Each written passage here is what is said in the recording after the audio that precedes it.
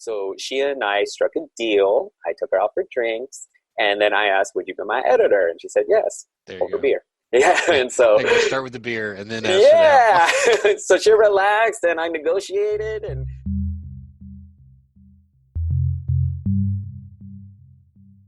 Hi, I'm Kyle Weckerly, certified professional ghostwriter. I'm glad you're listening as I welcome industry experts to share stories. You'll hear of lessons learned the hard way, overcoming professional hurdles, turning experience into actionable knowledge, and how to connect with your target audience.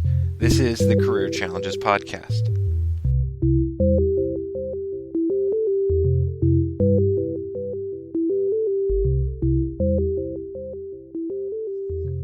Welcome to the Career Challenges Podcast. My guest for this episode is Nelson Toriano, author of The Fit But Poor Personal Trainer, a guide on how to train money, not muscle, to grow. So Nelson, welcome to the show. yeah, thank you so much. Thank you for having me. All right. So not only are you a personal trainer, but you're an author as well. Do you see a big similarity between those two? Yes. Yeah, it is a lot of creation. And it's a lot of confidence in yourself that you have your own unique voice and you have a unique contribution. And you are also in a teaching capacity. So not only in a trainer, and you have to come up with a program and you're viewed as the expert, which you are. But in terms of authorship also, you have hopefully the readers' hours of attention. You better come forth with your expertise and teach them something new that they don't know. You have to keep their interest. So there's a lot of correlations between the two roles. Okay, definitely. And the thing I find interesting, because my wife and I, we also do Camp Collider, which is kind of a personal training. It's not one-on-one training, but we're still getting kind of that personal training aspect there. Is, our coach that we work with a lot, she's doing a lot of examples. And so for me, since I'm a visual person, that makes sense that, a personal trainer would show before we do. So as an author and / personal trainer, did you find yourself kind of at odds there? Because, you're probably showing a lot more, but here you're having to write out, okay, this is what you need to do. How were you able to overcome that? Good question. So you're absolutely right. In the personal training world, a lot of it is tactile. And the learning style of a lot of personal trainers is going to be tactile and visual, auditory. So I'm used to that space, but I'm also coming from a business background, so I'm used to the visual, but I can also sit there and comprehend significant concepts without a lot of touching or anything. So trying to translate, honestly, in my book, the context of it is going to be finance and accounting. They're kind of dry. They're kind of boring. So I'm trying to kind of jazz it up a little bit and make those harder to reach concepts more approachable, more comprehensible to that particular learning style. It was a challenge. I'm not going to lie. Even if I were to take, a cash flow statement or any of the financial statements, I'm asking personal trainers to look at spreadsheets.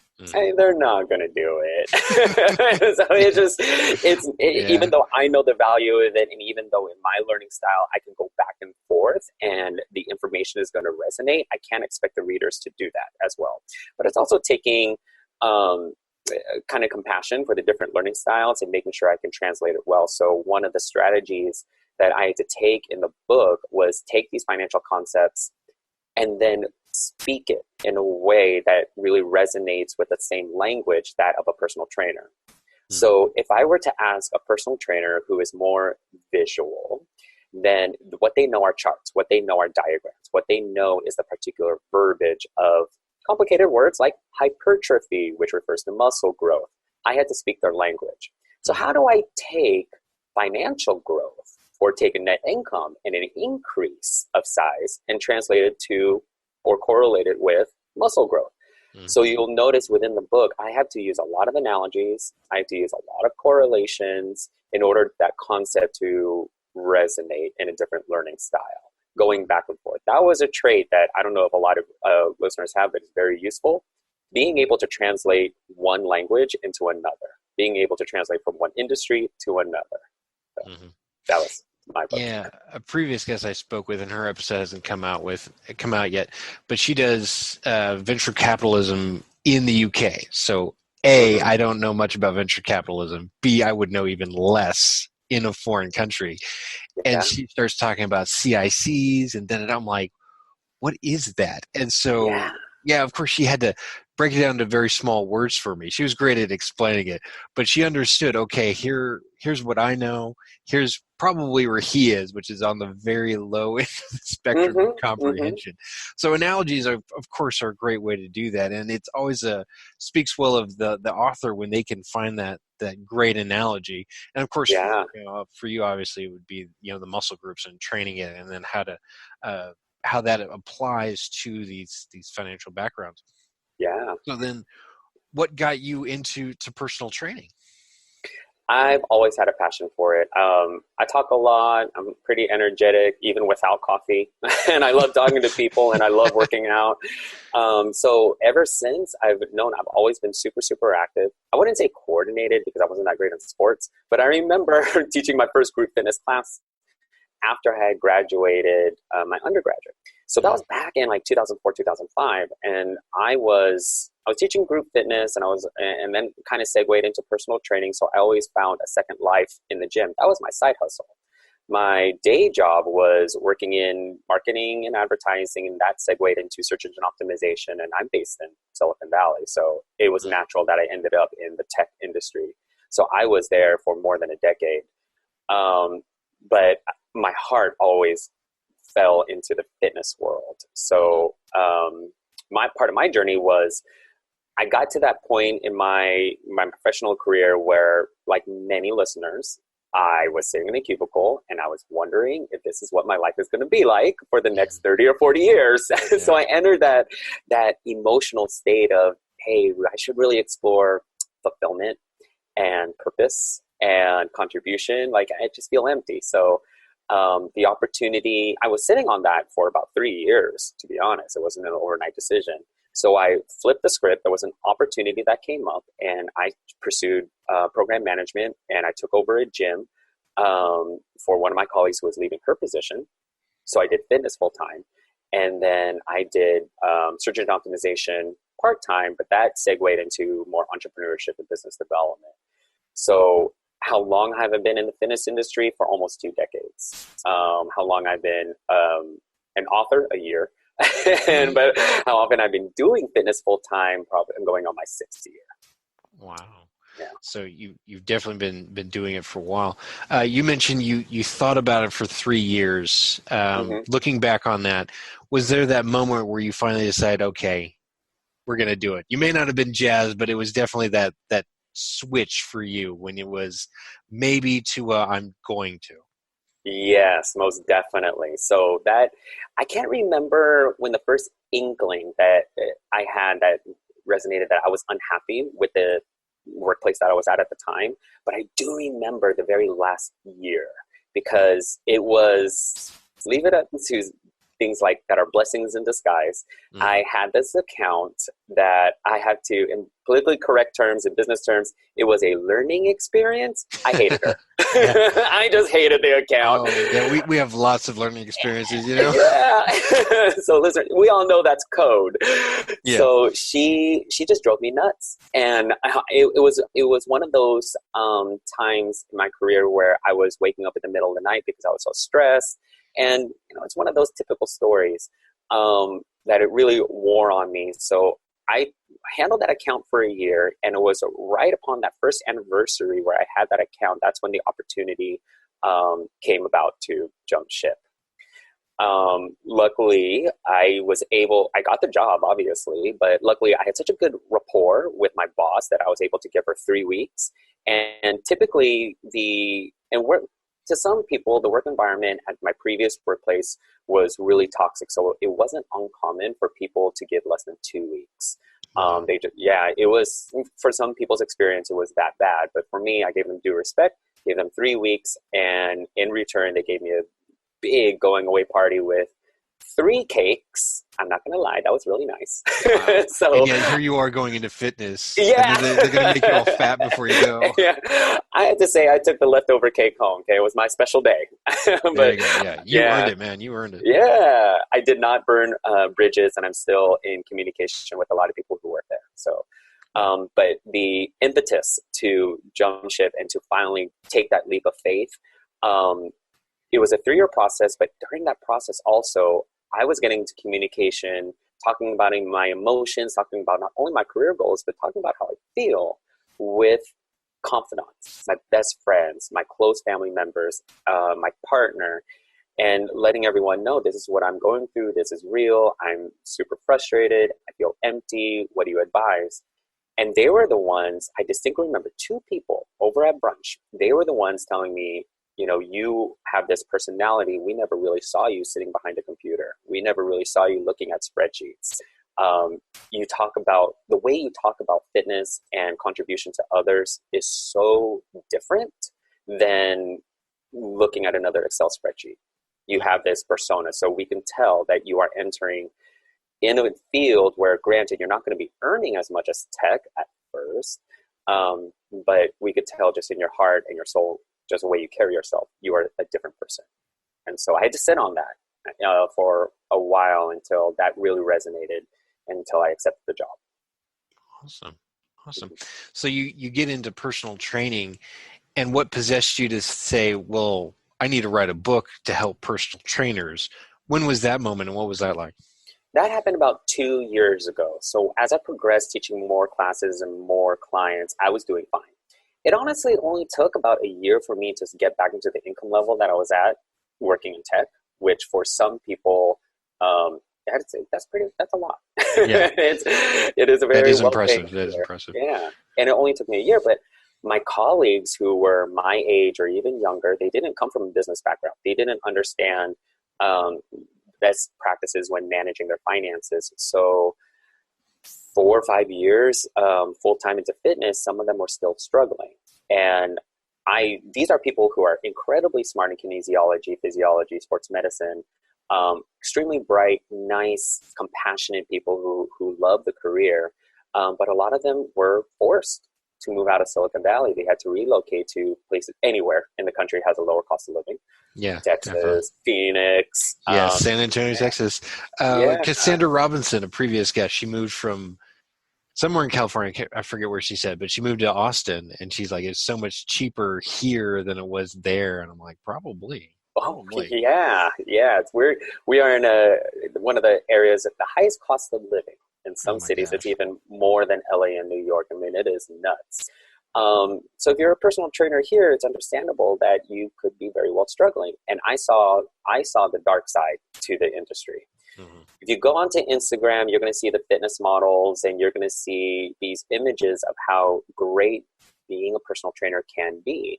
That's going to be the marketing, the sales and marketing of the industry. But behind the scenes, I was seeing colleagues cry because they can't keep up. I saw people entering the gym. They're the first ones in the gym, the last ones out.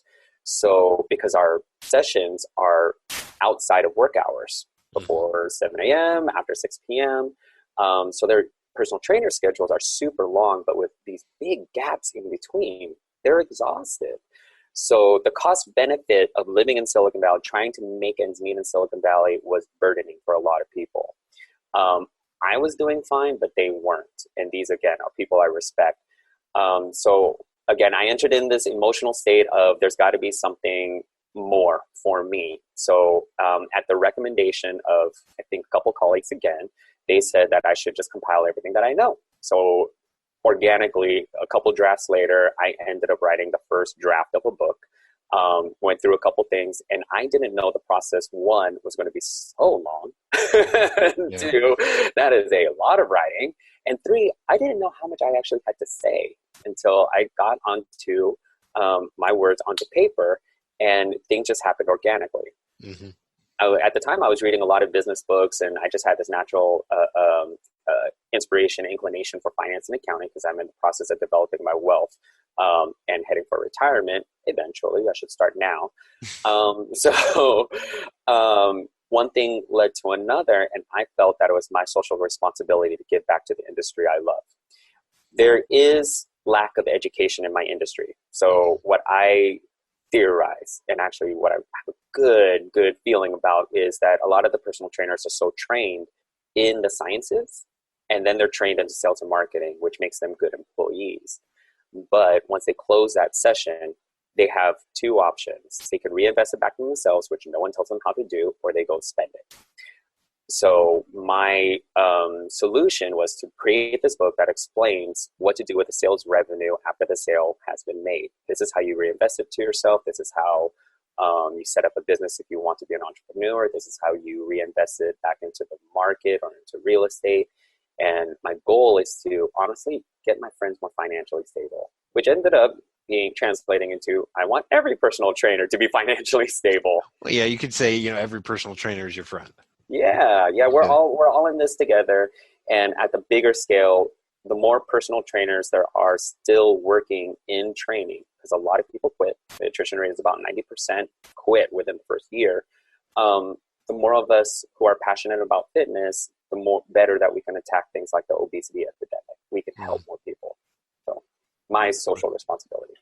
Wow, that's a big picture. Yeah, thank you. Yeah, I mean, because like some of the people I talk to, they have a goal for writing a book. The saying is, I help leaders become published authors, and they have a goal. It's a marketing arm, but it's the big picture. Is I want to help the company do X or expand into X, which is great. But what you just described is like a big picture, and so like now that's like true forward thinking there. Yeah. So, I mean, really impressive there. Thank you. It's a very daunting task. The more that I analyze the industry and the more that I analyze just how personal trainers operate and a lot of fitness professionals operate, I'm finding more and more evidence that piece of education is lacking. And in fact, it's lacking in a lot of industries. Financial education just isn't available and readily prioritized. So As a result, we get a lot of people across the board who are struggling, but also, unfortunately, have this fear or this shame to talk honestly about where they are financially, and it shouldn't be the case. We want to help each other. So I want to make a difference with this book. Definitely. So you had mentioned you were in SEO and marketing. Where did you learn all the financial concepts? Because to be honest, it didn't sound like you came from a financial background. Yeah. So I have my master's of business administration. So I got my master's degree. And that was my first and foremost kind of playground in terms of training ground, in terms of topics. Now, one of the benefits from the agency, the marketing agency that I was working at previously, it was medium-sized startup company. And in the startup company, I always liked that environment because I was never pigeonholed. If you put me in a large corporation, I don't do well just narrow focus within my own department. I like talking and learning about other departments. So that was one thing that even though I learned search engine optimization, the hard skills of building a website and promotion, all of that stuff, I was able to grow as a person, as a professional in so many other capacities. So I had visibility in the engineering department. I had visibility in design, accounting, and finance, and legal, and human resources. So it was quite easy to befriend a lot of my colleagues and pick their brains of how their departments worked. So by the time that I finished my tenure at that company, I not only was very skilled in, the traditional search engine optimization, that one skill set, I could look at an entire enterprise and look at their financial statements just because I was so close. And I had that opportunity to learn from my colleagues. In a larger corporation, I would never have that opportunity. So I really think working in a startup company because I had to wear so many hats. That also put me in a management position there where when I handled a client, I could look at their entire account and not only talk about their performance and opening up a report. This is how your website looks. This is how paid search works, et cetera, et cetera. I didn't have that myopic viewpoint. I was able to talk eloquently on behalf of, let's say, I can still remember this. Let's say you have an outstanding bill or an invoice. I can talk eloquently on behalf of accounts receivables and tell you this is what is outstanding. I could also tell you in terms of the engineering department, these are some of the deliverables they're asking your creative team.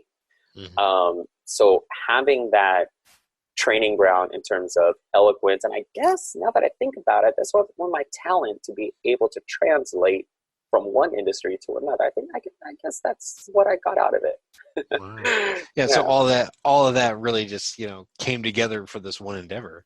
Yeah. Awesome.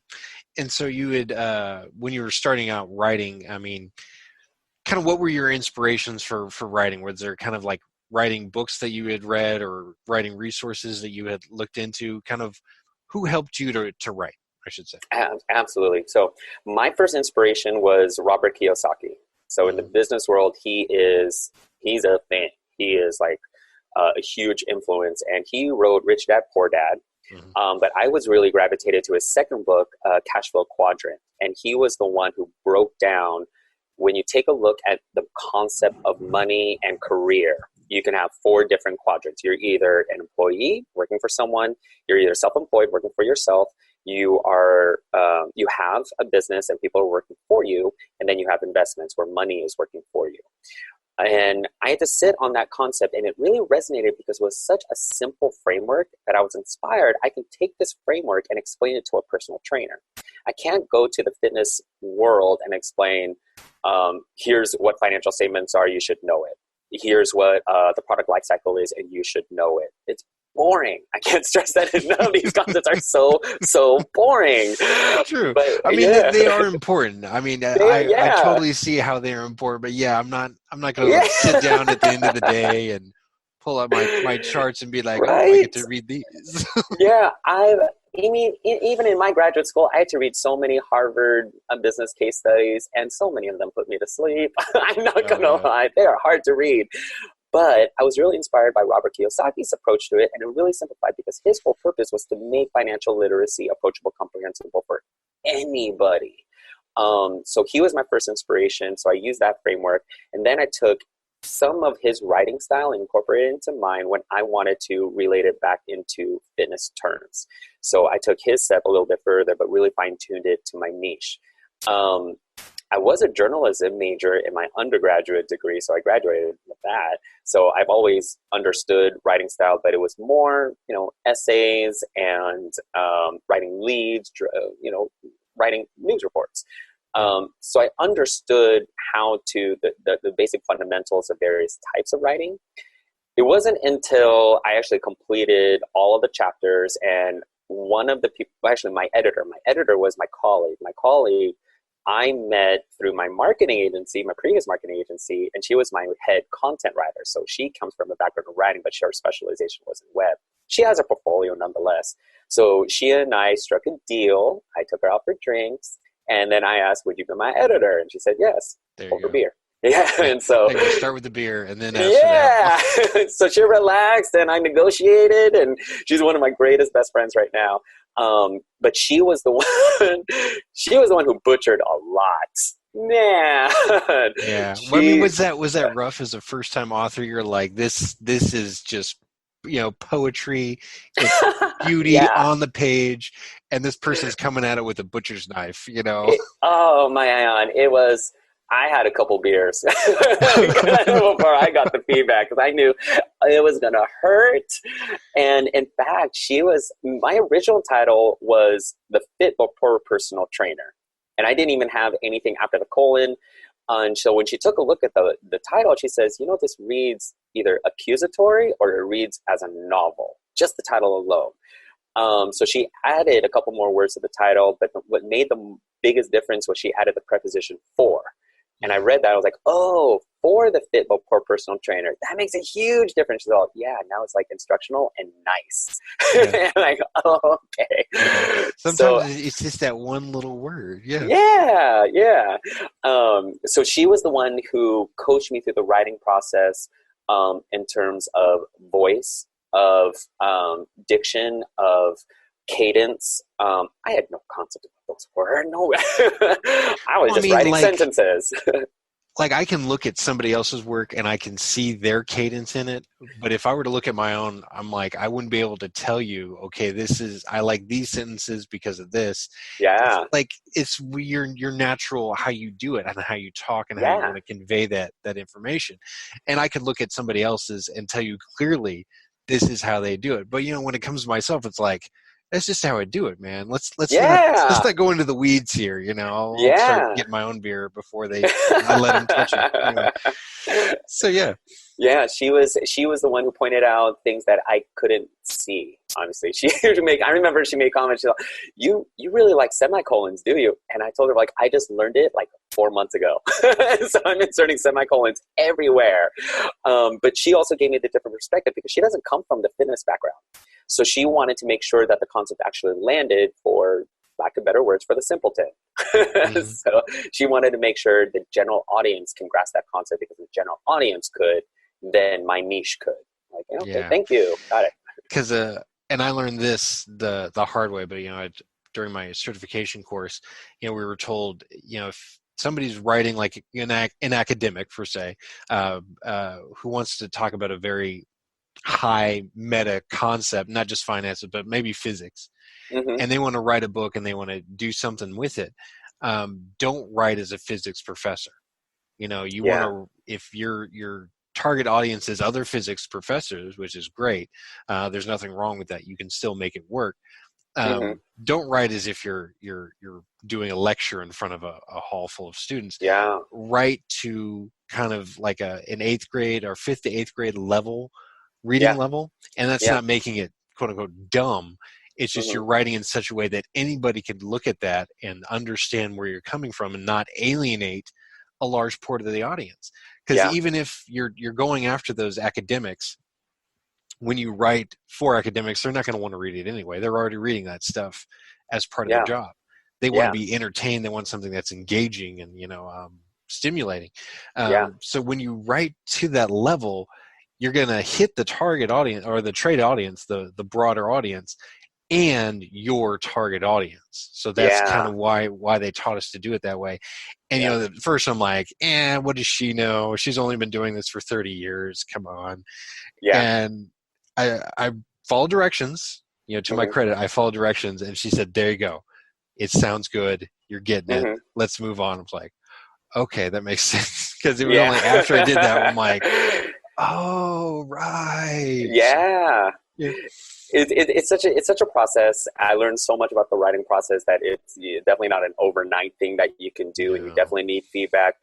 But a lot of the feedback, even though it can sting at times, I'll admit to my editor, it does reveal a whole lot about you as your own talent, your writer, and the whole goal of the editing process is to make you stronger, to make your communication better, to make sure that your message can actually be delivered, succinctly, clearly, and it makes an impact. So the whole writing process, as I'm a coach, and even I had to be coachable. So that was incredibly humbling. But yeah, it's definitely not for the faint of heart, but it was worth every minute. I loved it.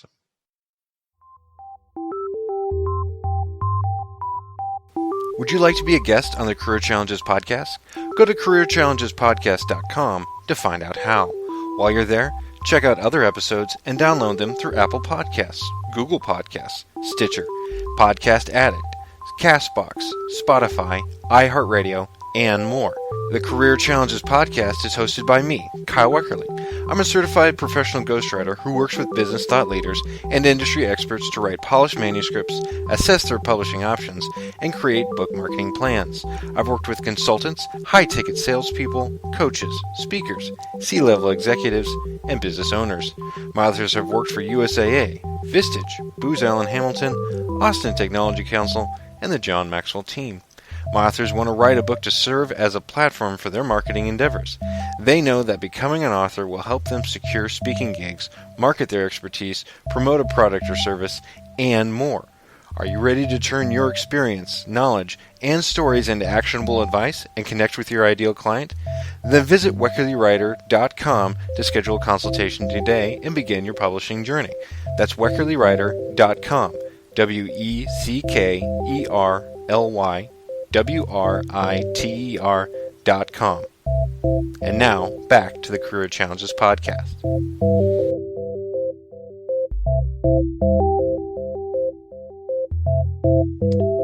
You're writing and you're doing these different drafts and working with your editor.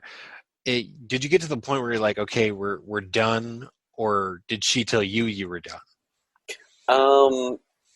She told me, actually, good question. She told me when I was done, because an interesting part, I got to the chapter that was about investments. So I was able to talk about the first 3 quadrants, and I was able to run the numbers and do all these charts. And then she got to the last chapter and she gave me feedback. I can tell that you got tired. And I'm like, how could you tell? She's all, your writing got sloppy. The concepts don't land. Your sentence structure was a little different. I could just tell you got tired. So you're going to have to do this again. And get back to me in about 2 weeks. And I was kind of shocked. Dude, she was no joke. So I had to go back in the chapter, revisit the concepts about stocks, 401ks, compounded interest, all of these things. And I admit that I needed that feedback. So she was the one who had to push back my timeline. She says, this isn't going to work. This isn't going to work for your intended young audience.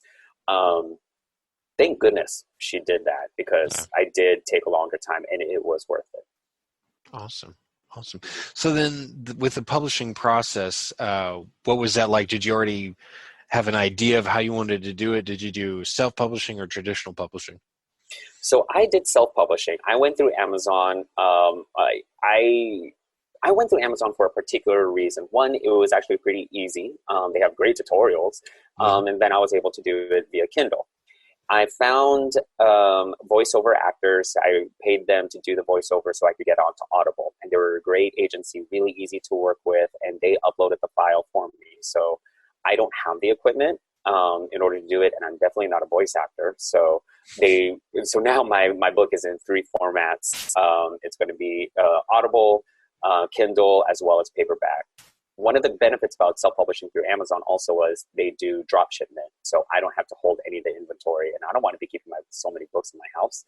So well, I mean, you could hand them out as gifts though. So I mean, there's always that benefit too. Yeah. Here, not only do I train, I help personal trainers with finances. Here you go. Yeah, which I did. A couple of them, I ordered author's copies. One of my hesitations about pitching to publishers is because there's only a handful of publishers within the fitness industry, one that have this large reach and who are respectable, to be honest. So there's only going to be a handful of textbook publishers of you. And in order to get to those publishers, you already have to be this huge influencer. You will have to be earning this level of net income. You have to be somebody. I'm a nobody. I just have this one guy with this one voice and this one vision. I highly doubt that. Oh, thank you. So I was hesitant to put myself into the publisher's eyes because I didn't think that my idea is so unique that a lot of the publishers, they like to print things that are physically related, that are anatomically related, are physical fitness, things that you could see, things that you could sell easily. So you'll see a lot of books about stretching and kettlebell training and weightlifting. Here's this guy talking about finance. There isn't a whole lot of business books in the fitness industry. It's just not a common thing. So I felt at the time I wasn't ready, nor did I have the credibility and the following to pitch to someone at that level. I am, however, was able to pitch myself to a couple of awards, and so I'm still waiting for the results for about 7 of them, and I got the result of 3, and I'm a finalist in 3 of them. Awesome. So I was able to do that. So now, if I could go back in time, and I was listening to the episode about marketing your books, it's part of the process to develop my credibility. So listening for the awards, getting my followers, having some type of credibility I can associate with my name.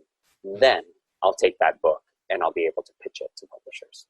It's a process. Yeah, I mean, you can still take a self-published book and pitch it to a traditional publisher. And so you said the marketing was a learning process. I mean, what have you learned about marketing a book specifically? It is hard. Oh yeah, man, and it is. I'm particularly marketing and piece of education. Marketing education is actually really hard. So I don't know if any listeners have already written like novels or any biographies or any type of other genre, but I'm pitching education, particularly, again, finance and accounting. That's actually really hard. So I've been befriending and networking with a lot of people on LinkedIn who are also within the field, and they even admit it is challenging to get your piece of education in front of the right audience. One, trying to find the audience who has that need for that education. And again, it's one of those topics that a lot of people don't talk about, so they don't want to admit that they actually have the need. Two is also positioning yourself for an intended audience where it may be better to target the educators. So I was networking with someone who is talking about business development, entrepreneurship within the fitness industry. So she kind of has a similar tactic and to mine, where we are targeting not only new personal trainers and reaching out to them via Instagram and LinkedIn, but also talking to the universities themselves. So we're trying to network within the kinesiology student associations to the sports management departments. We're targeting the presidents of those or the deans of those departments and say, here's a piece of education. We know that you are invested into the Generation Z, that's our intended audience, and you see the value of it also. So trying to take that roundabout way and working with them, seeing if we can do guest lectures and such, and then eventually disseminate our information and our message at a broader scale. Awesome. So doing more speaking gigs. Yeah. So speaking gigs, podcasts, any type of interview. Some people went onto YouTube and got with hopes that those go viral. But a lot of one-on-one interaction, reaching out to people to assess, do you actually have this need? Because again, it's a very sensitive topic. So it's not one of those messages you can just blast out and say like, hey, are you financially struggling? People are not going to raise their hand. Yeah. So it's a longer marketing process than I had anticipated. All right. So with the book, do you do kind of one-on-one financial coaching with personal trainers, or what else do you use the book for? I guess I should be asking more specifically. Yeah. So a couple of people that I'm mentoring right now, they are young. I particularly target 18 to 25, but I'm open to any personal trainers who are financially struggling, because you could be a personal trainer at any age. But I coach them at a broader scale, not just in terms of finance, but in terms of entire career development. Entering into the industry, you can work for a particular gym, commercial boutique, any of the big box gyms, corporate wellness, but you can also be independent. In my industry, it's not regulated. It's not regulated like physical therapy or medicine or massage therapy, so we don't have to register ourselves with the city or the state. So in some regard, it is kind of like the wild, wild west. So sometimes, to be honest, you don't even need the certification from a third-party agency to call yourself a personal trainer. Mm-hmm. There's a lot of people who have been teaching exercise or teaching, let's say, mixed martial arts, and they're technically trainers as well. So they'll use that and call themselves personal trainers. So when the strategy that I have when I'm taking someone on one-on-one is we sit down and not only look at their finances, but look at their entire career goals. And all of my mentees have different career goals, different desires. And so we look at their SMART goals. I guide them through, okay, based on your interest, this is what it's like going to be in corporate wellness. This is what it's like if you were to enter the athletics direction. This is what it's like if you were going to school part-time and if you want to proceed with the certification. There's one person who is actually interested in the business side of fitness. She doesn't want to get the certification as a personal trainer because she doesn't want to work with people one-on-one. She actually wants to go into event planning. And I said, yes, you can actually enter in the sports arena and go in that regard and still be in the fitness world. Mm-hmm. So this is what I try to explain to people, that even though the financial concepts is applicable, and I'm talking to personal trainers, career development, this is what I coach on. You can actually take the concepts and apply it to almost any direction. You're not even limited to fitness. I just so happen to know this language very, very well.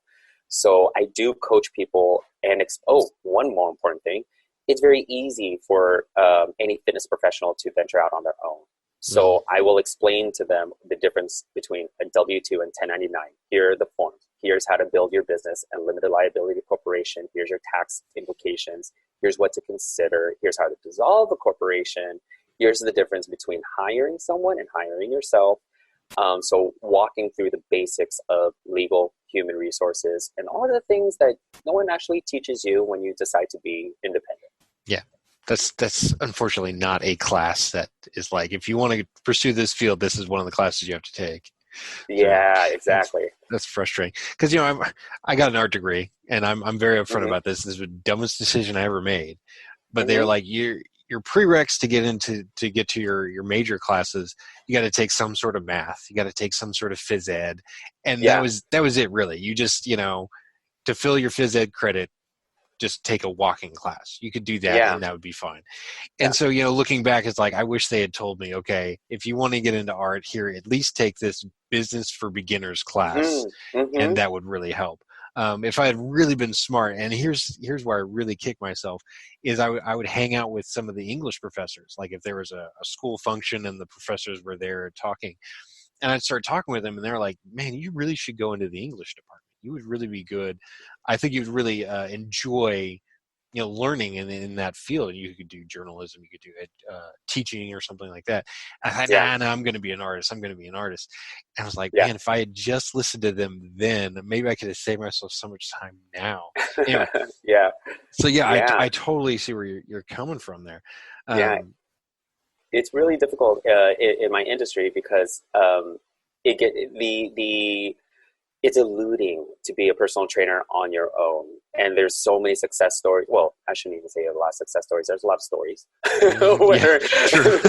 where people break out on their own. But I've seen behind the scenes. So I see personal trainers train people on their own, but they're not set up correctly. Like they're not signing insurance. They don't have insurance. They don't have liabilities. They don't have waivers on hand. They're not even keeping up with their certifications. They don't have things like point of sales, and they're taking cash, so without any type of tracking in terms of the transaction and things like that. Like you're running a business now. This is actually putting you in danger if you have no things like asset protection. So part of the career development that I give to mentees, if you are really interested in doing something independently, and you have that spark in you, let's talk about how to protect yourself and how to do it correctly and safely. So I try to guide them because I know no one guided me. I got my graduate degree and no one talked about this. None of those topics, none of those classes talked about the actual steps to start a business. No, there was this assumption that you were already in business and somehow you were already a CEO. No, some of us are still learning. Or that you'll figure it out as you go along. But like there's definitely some cred to that. Some I don't want to say honor. It's not like I'm going to figure it out on my own, and like that's what you have to do. It's like to figure it out on your own. That means a lot of mistakes, a lot of stressful nights where you're like, what am I doing? And it's like, if there were those training courses, I mean, it's not like we're going to completely alleviate the mistakes and the stress, but we can at least cut it down, or at least give them a direction. Because when you know where you're going, there's still that stress, but it's like, okay, at least I know I'm going to get here, and eventually I'm going to trade that stress in for this success, for something else working, and I'll get new stresses, but at least I won't have this stress anymore. The money stress will be more or less handled, and it's just focusing on fine tuning that. So absolutely. Like there's guides, a blueprint, maybe that would have been helpful. So, didn't have that much.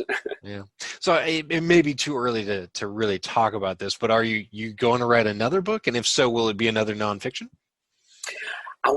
There's several projects. So just finishing this book was a personal accomplishment. I want to let this book ride for a couple more years. But a lot of the concepts within the book are time sensitive. So I talk about the concept of the Tax Cut and Jobs Act of 2017.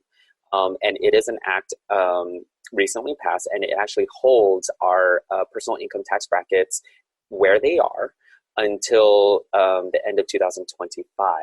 And Congress voted on that's going to be the end date. And after 2025, every U.S. citizen's personal income tax rate goes up. So that's a time-sensitive piece of information that I do have to reevaluate in terms of writing a second version of the same book. My vision is for this book is going to be more entry level, because when I got to the point of investments and business development, I'm only talking about a handful of concepts. And specifically when it comes to investments, I'm talking about the 401k, and I'm talking about paper, specific stock markets. So I want to do a second version of the same entry-level book, but reevaluate what the legal and economic implications are at that given time. So I estimate in about 2 years, I'm going to do a second version of the same book. Now, I do want to do a more advanced learning. So that's going to be a second book, and we'll go more in detail of the business ownership and investor, because those concepts, they're so far-fetched, and unless you are genuinely interested in those topics, you would never venture off into reading about them anyway. So just in the investment world, we all know that it's important, but there's only a small percentage of people who actually can talk eloquently on stock market, real estate, commodities. There's only a small percentage, but we all know in our hearts that, yeah, I should invest, but it's hard to find the information and hard to connect with the right person who will explain it to you. So I want to serve as that person. So the second book that I intend to write when I'm envisioning my head is probably about 3 to 4 years, and there'll be more advanced topics. I could talk ad nauseum at it. So kind of. Yeah, it just means you're passionate, man. It just means you're going to get it done. I love it. And eventually, I have a SMART goal by the end of this year is to launch more webinars on my website. Right now, my self-study course on my website is a follow-up to the book that I have now. In the personal training industry, you have to continue getting these education units in order to maintain your certification. And there's only a handful of us who are certified to be those educational providers of those units. You have to apply. There's a whole vetting process. And I can probably say that I am one of those educators. So listeners, if you are a certified personal trainer, come see me. There you go. So the contact information will be in show notes, so they'll know where to go after they listen to this episode. Yeah. So I hope to offer more educational resources, classes, webinars, in-person trainings that are all follow-ups to the books, and make these concepts actually become alive and more tangible for the student. Mm-hmm. So if one last question before we get to the end here, if you were to write a fiction book, what would you write? Oh man. Yeah, really hard shift here. Yeah. A fiction one. Eskins. David Eskins, I think that's his name. He's a crime novelist. I can't remember if I got his first name right, but Eskins is his last name. He has a trilogy, and actually he has 5 books. 3 of them are a trilogy, and the other 2 are the first 2 of a different trilogy. He has yet to write his 6th books, but he's a crime novelist. So if I were to write a fiction, I would take a lot of inspiration from him. And the main character, the antagonist, is just this young guy, and he has an autistic brother, but they were both witnesses to this heinous murder. And they've been on and off with fighting crime and being followed up by the person that they actually turned in and caught. So it's this awesome trilogy that I got on Audible, and the narration was really good and captivating that I must have finished the entire thing in 1 week. So It would be a crime novel. It would be something spooky. Yeah. And sometimes the narrator really does make the difference. There's a couple of books where I stopped and I'm like, I can't do this, because one guy was murdering macchiato. Oh, really? Like, he said macchiato. I'm like, oh, nope. No. Yeah. Because every time he said it, I lost that suspension of disbelief. It's like I wasn't in the story anymore. I was critiquing it. And you get your listener or your reader to do that, to be like, oh no, this is terrible. It's not, you gotta engage him. You gotta pull him in. Yeah. It's all about the narrator. And Scott Brick, one of my favorite narrators, he did Moneyball, and I've read Moneyball about 8 times. And he was perfect for that. Just so dry in his delivery, because Michael Lewis was so dry in the way he wrote it. Like just sarcastic, so sarcastic about how he's handling baseball. It was great. I love that. Frank Mueller, I think is his name. He read Apt Pupil by Stephen King. And I love listening to that because he had such a creepy voice. Because the premise is this kid finds a Nazi war criminal in Southern California during the 70s. And so the way Mueller does the guy's voice, the Nazi war criminal, was like, it was perfect. It just creeped you out. And I love that. It was great. It was great. So if you ever, listeners, if you ever get a chance, Moneyball, read by Scott Brick, and then Apt Pupil, read by Frank Mueller. I may be saying that wrong. I'll have to correct that. Anyway. Yeah. But one last question before we finish here, Nelson, is what is next for you?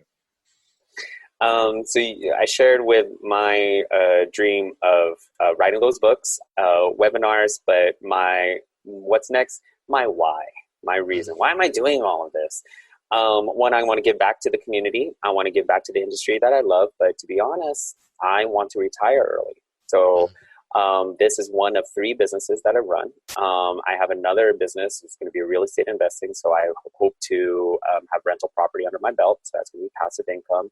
And I have a third business, and that's going to be, I never talk about it, but I'll share a little bit about it. It's a partnership, and we provide fitness within the healthcare community. So those are going to be our 2 markets. And one day, hopefully, that will be enter an evaluation, and long-term that could IPO.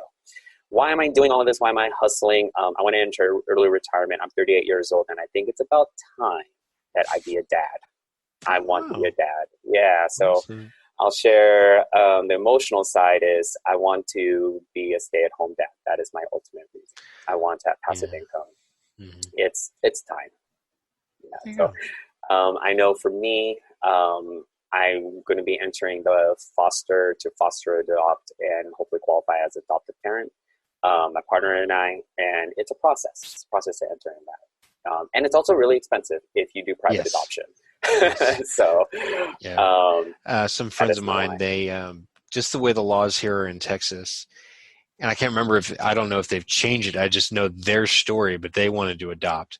And what they had to do was each had to adopt the child individually and then kind of make it a joint guardianship legally. Mm-hmm. Luckily, one of them was a lawyer, so he knew how to kind of read the legalese to maneuver that. But at the same time, he was just like, "You've got to be kidding me!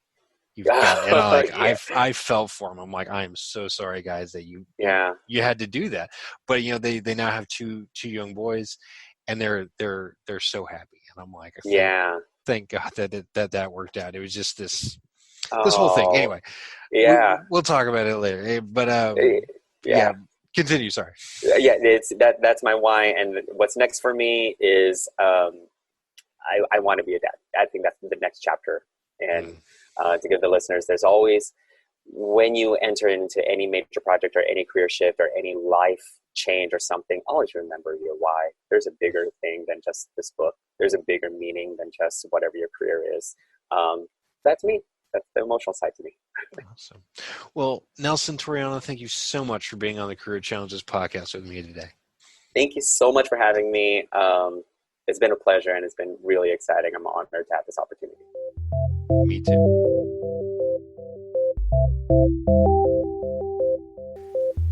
Thank you for listening to the Career Challenges podcast.